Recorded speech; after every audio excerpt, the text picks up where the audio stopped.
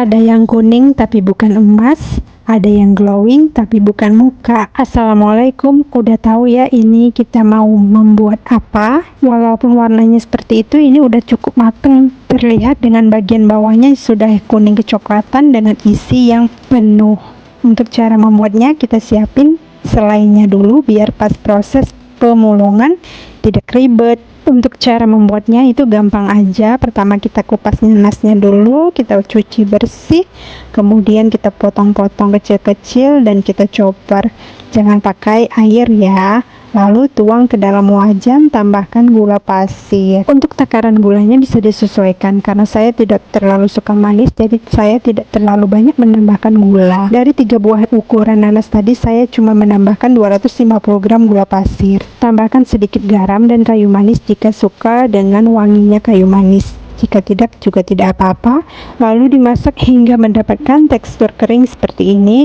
Lalu kita bulat-bulatkan kecil-kecil agar tidak repot nanti pada saat pemulungan. Untuk ukurannya kira-kira 5 gram sampai 6 gram. Kemudian sisihkan. Lanjut untuk membuat adonan nastarnya, kita siapin 2 butir kuning telur. Agar renyah di luar namun tetap lumer di mulut, kita menggunakan mix margarin dan butter, yaitu 100 gram margarin dan 100 gram butter. Kemudian ada 50 gram gula halus, 25 gram susu bubuk, dan 300 gram tepung terigu protein rendah. Di sini saya menggunakan kunci biru. Untuk cara membuatnya, masukkan butter, margarin, gula halus, dan kuning telur. Kemudian mixer hingga tercampur rata saja.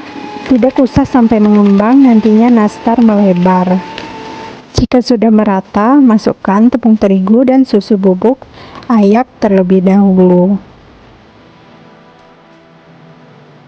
Kemudian aduk dengan menggunakan spatula hingga seluruh adonan tercampur rata, hingga mendapatkan tekstur seperti video ini. Kemudian siapkan sendok takar seukuran 1 sendok teh atau setara dengan 8 gram, timbang bagi adonan hingga seluruh adonan habis. Tujuan dibagi-bagi sesuai dengan takaran agar nantinya nastar membentuk bulatan yang sama rata.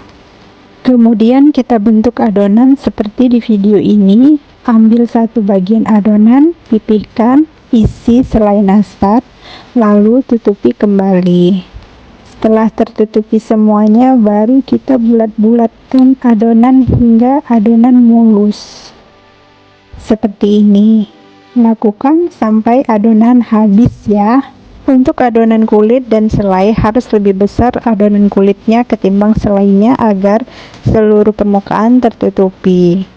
Ini dia hasilnya setelah dipulungi. Satu adonan dapat 2 loyang. Kemudian masukkan ke dalam oven. Kita panggang di suhu 130 sampai 150 derajat Celcius atau bisa disesuaikan dengan oven masing-masing.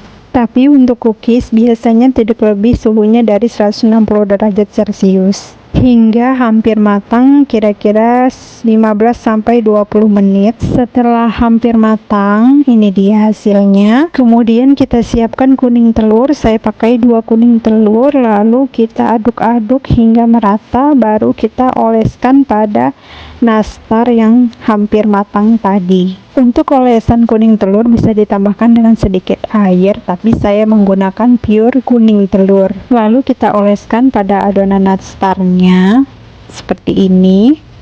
Untuk tips mengolesnya agar mulus, kinclong, dan tidak retak, kita oleskan dulu bagian atasnya hingga ke bawahnya dan searah ya. Olesi terus hingga seluruh adonan habis. Ini dia hasilnya setelah dioles. Kemudian kita oven kembali dengan suhu 130 derajat Celcius hingga berwarna kuning kecoklatan atau golden brown. Seperti di video ini, warna bawahnya coklat, atasnya tetap mengkilat kuning golden brown. Apalagi kalau penampakannya itu di luar, terlihat shiny banget, kilatnya, kinclongnya, glowingnya. Jadi untuk lebaran nanti udah bisa dong buatnya. Terima kasih telah menonton, jangan lupa subscribe.